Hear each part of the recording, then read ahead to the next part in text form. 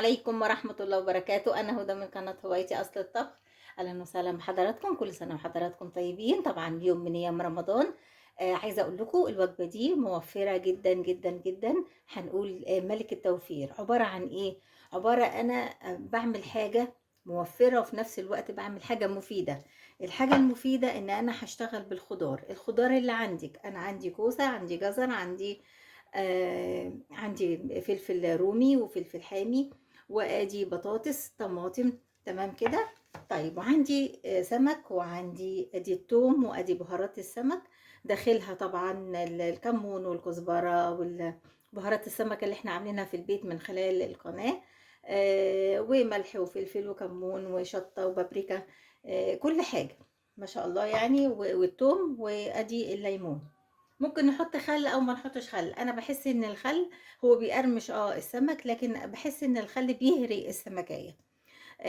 دي حاجة. تاني حاجة معايا، ادي بصل اهو، بصل كتير اهو زي ما انتم شايفين، لان احنا هنعملها صينية في هنسوي بعضها على النار وهنحطها في الفرن تكمل تسويتها. كمان معايا الطماطم اهي معصورة، مضروبة معصورة، وحطيت لها كيس من الصلصة عشان تدي اللون الاحمر. وطالما قلنا صلصة يبقى لازم نحط ايه؟ هنحط شوية سكر. تمام. وادي مكعب من الفاين فود، على اساس ان احنا ايه هنركب البتاع. طبعا انا مش هثقل عليكم، انا هحط التتبيله على بعض وهتبل بيها السمك. انا عايزه اقول لكم الوفره في السمك ايه بقى. عارفين طبعا برضو ان السمك غالي، لكن احنا عشان نوفر هنعمل ايه بقى؟ بصوا حضراتكم، هقول لكم طريقه حلوه قوي.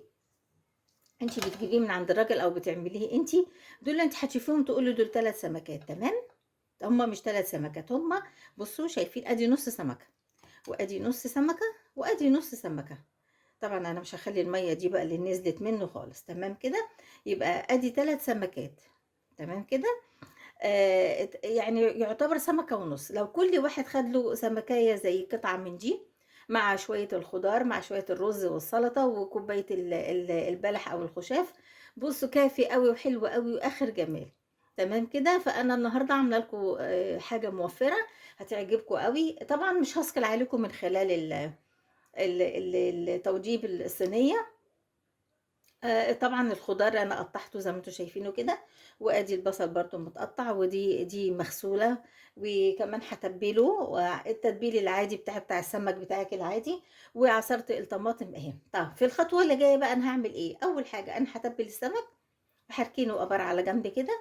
وهبدا بقى اعمل ايه في الخضار. انا هقولك بقى على الخضار عشان يبقى آه، ياخد كله من بعضه كده. هنعمل ايه؟ هنعمل الخضار انا هحاول ان انا ادبله على نار شويه، متفقين كده؟ يا هدبل الخضار يعني هيبقى زي شبه، مش هقولك نص مستوي، ربع مستوي، المهم يتدبل بحيث ان لما يخش في قلب الصينيه يبقى كافي قوي. وكمان هحيق السمك هتبله.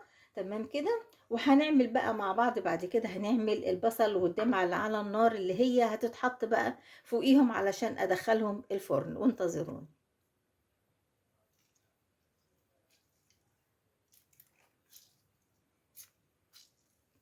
بقى كده الاول الليمون عشان يبقى الزفر. بعد كده هنتبل. خلاص انا حطيت هنا كده، عصرت هنا ليمونتين كده يا حبايبي.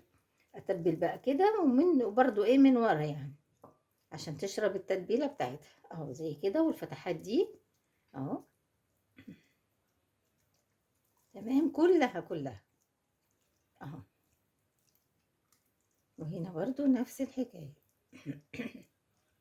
طبعا اللي نزل ده الليمون اللي انا عصرته عليه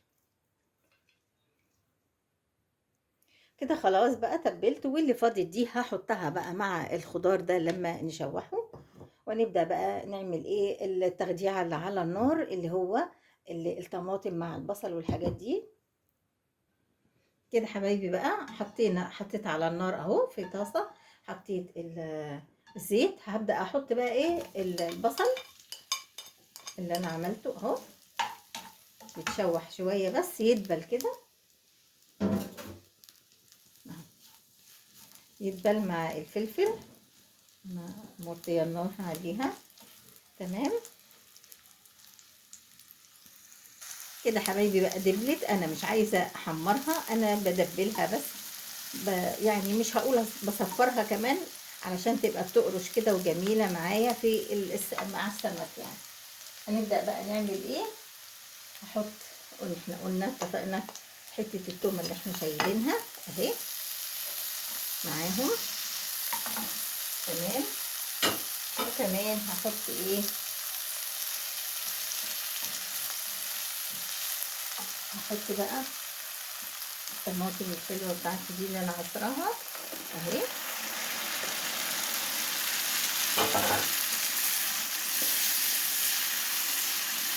تمام كده. هنحط بقى شويه من بهارات السمك اهو.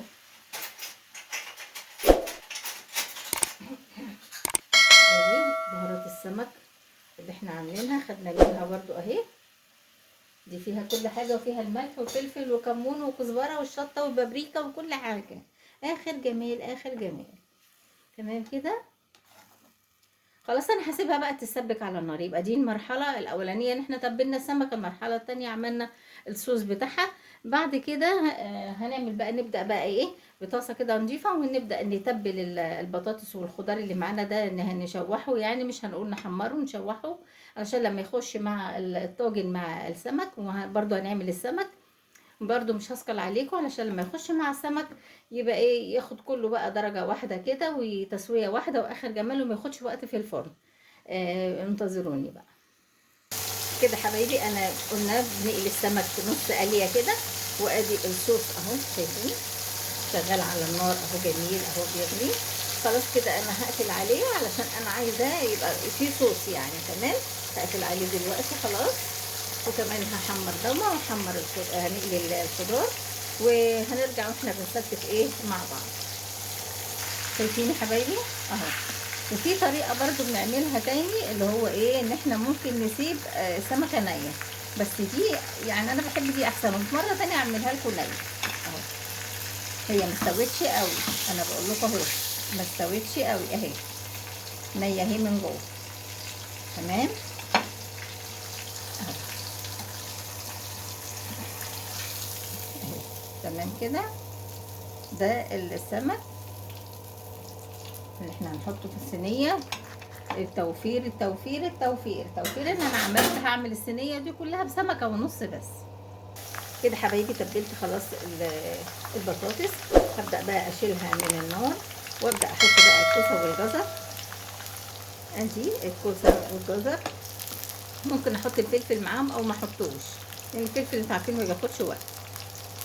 كده حبايبي بقى خلاص. اهم حاجه انتوا عارفين ان السمك ده حقيق، وطبعا التتبيله دي برضو خدت من تتبيله السمك، برش عليها كده عشان برضو تبقى حقيقه.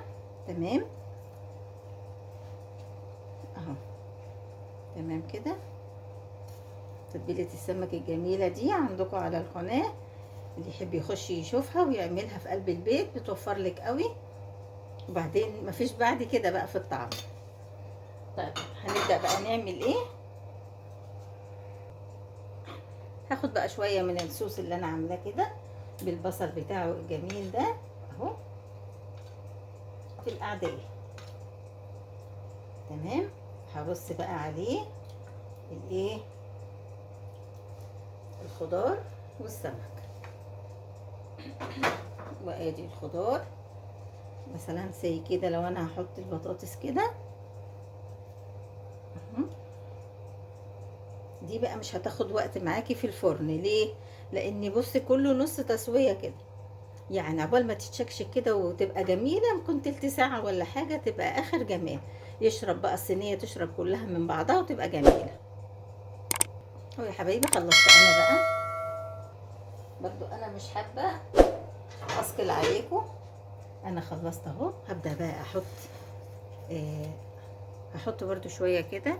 ليه بحط كمان من النص على الخضار؟ علشان برضو الخضار اكله يبقى ايه، يبقى برضو شبعان من الخلطه بتاعتي الجميله والبصل اللي انا عاملاه والحاجات الجميله دي.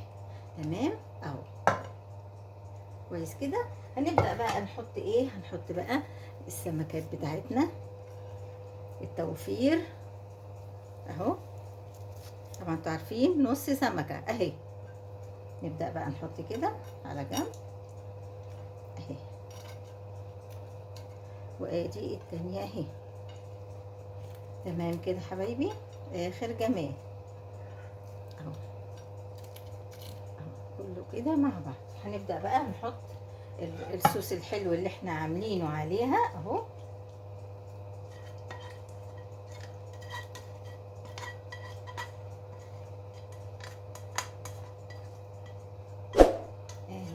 اهي اخر جمال جمال جمال. طبعا بقى هتشوفوها بقى وهي خارجه ان شاء الله بقى من الفرن. طبعا انا في خلال ما انا بستف البايركس كده عملت ايه بقى، ولعت الفرن، ولعته برده فوق وتحت عشان ياخد لون كده ويحمر لي كده شويه من فوق، ويشرب بقى منه فيه كده كده حبايبي. اخر مرحله بقى كديكوريشن كده هحط بقى شرايح الليمون، وكمان طماطم، واللي انتي مش عايزاه ما تحطوهوش، وممكن تحطي برتقان. تمام كده بقى خلاص يا حبايبي. هي مكتفيه بالزيت اللي فيها، مش هحط زيت فوق الوش ولا اي حاجه، مكتفيه بالزيت اللي فيها ده. ولعت الفرن من فوق ومن تحت، هاخد لها حوالي من ربع لتلت ساعه تسبك مع بعض وكده، ولما تخرج ان شاء الله هوريها لكم. كده بقى حبايبي خلصنا الوجبة بتاعتنا النهاردة، وجبة التوفير. يعني السمك غالي برضو هناكل سمك، الافراد كتيرة ممكن برضو نقتصر ونعمل برضو الانصاص دي. انا عملت النهاردة 3، هيكفي فردين يكفي 3، لكن ممكن زي ما انت عايزة بقى تحطي الكمية اللي انت عايزاها. هنحط بقى نجمل كده بقى دونس من فوق الوش زي ما انتم شايفين كده. تقدمي بقى معاه بقى مثلا تقدمي معاه طحينه، رز، سلطه طماطم. يعني انا عملت شويه طحينه اهو، وفي مخلل تاني برضو موجود.